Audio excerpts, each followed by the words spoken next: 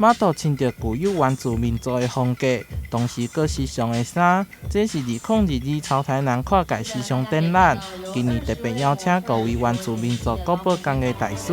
甲各位时尚设计师来合作。我们那个排湾族的图腾很多，贵族的、王子的，还有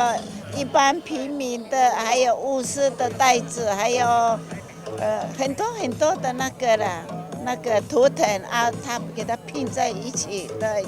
那我们选择大概有几个像祖灵，然后勇士的图案，还有一些太阳的图案这些，然后花的图案，我们希望把这些图案呢交织在一起。那另外我们希望能够模拟当时候原住民这些勇士或生活的样子，所以有很多原本是贝壳扣的地方，我们用比较金属的暗扣，想去模拟或者是塑造一个未来的原民风格。开幕典礼这天，台南市美术馆馆变做春电台，将设计师所设计的衫以动态的方式呈现，同时也在美术馆当中做展出，让民众有无同款的感受。将他们的编织、将他们的色彩跟这些服装设计师共同来合作，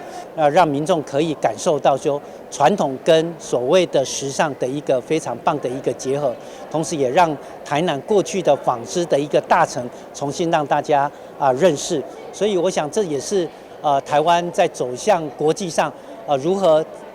跟当代结合非常好的一种做法。这摆总共设计52套服装，经过设计师的巧思，创造出具有文化代表性的作品。展览为今日开始展出到明年2月5号，欢迎有兴趣的民众前往参观。台南新闻杨顺怀采访报道。